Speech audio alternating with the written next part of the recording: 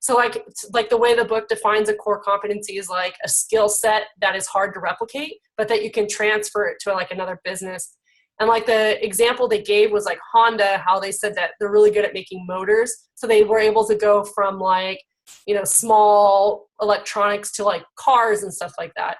And so they said, well, what is the core competence for which you work? And so I was just kind of like brainstorming, given kind of what information you gave from like your previous answers and whatnot. I did like my office, and I said like a dental office just in general, right? A core competency would be outstanding customer service and chairside manner. They give the office a competitive edge because some offices, they really look for, it's more like technical skill, but then also how the patients feel. And then, Andrew, the question I had for you is like the engineering firm, like it sounded like you guys have a lot of innovation, right? And so like, what would you think would set yourself apart and then make it hard for it to, hard for another company to replicate you guys? I guess our core competency is individually, it's probably a commitment to clients and innovation. Like,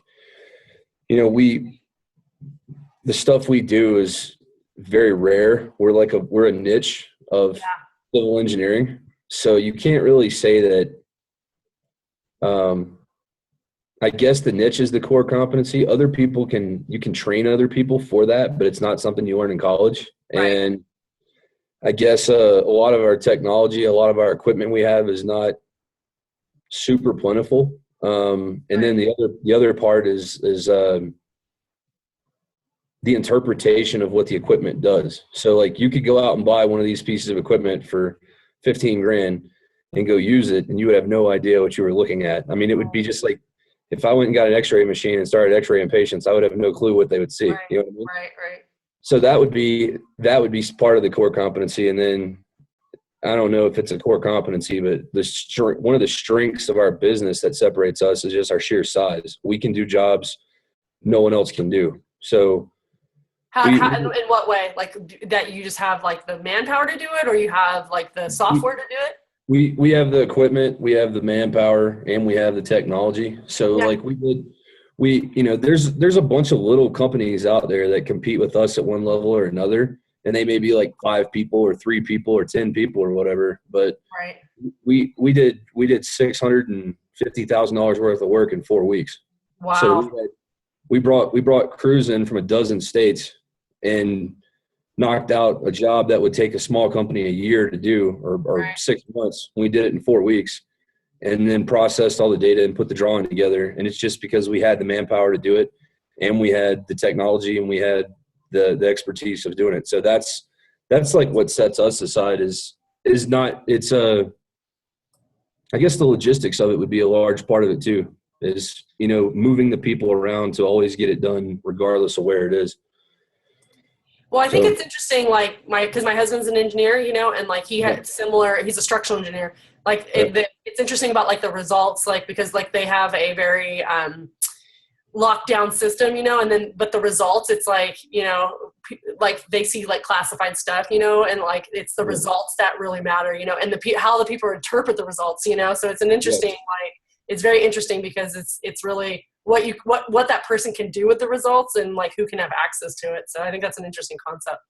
Well, and for us, a lot of it's creativity, like that's one of our, that goes back to the innovation of, we can go out and gather all this information and we can tell you what utilities are in the ground and where they are. But the skill set we have is we can take, what are you trying to build and what's in your way? And we can come up with either the fastest method of achieving what you want, the cheapest method of achieving what you want, or the equilibrium in the middle of the most efficient. So if you don't care about money and all you care about is time, we can find the fastest way to do it. But if you're trying to squeeze every nickel and dime you can, we can get real creative and save a lot of money too. We can value engineer it.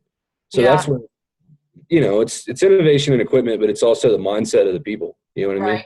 No, absolutely. Sam, so I was thinking about like yours, since you're more in like public service, like how do you find a core competency for public service? So I just Googled it really fast, and like some people were saying like for public service is like demonstrating like integrity and respect, like to the public. Like what do you think about that? I was going to say, impartiality. Like we're Oh, have to be very impartial. yeah. Yeah, that's good. Just I because like we're that. dealing with the judge, the jury, and the attorneys and all that stuff. So I would say that that's one thing that if you're not impartial, if you can't keep your thoughts to yourself, you really won't get far within our industry. We have to tell our customers all the time, we're not attorneys. We cannot give Right. legal advice. We could just tell you what's going on, you know. Right. Another thing that is basically for our jurisdiction in Florida is we're a model. Our method is we're like maybe like innovation, like Yeah. like the model clerk's office, because we use technology a lot more than a lot of other clerk's offices. We don't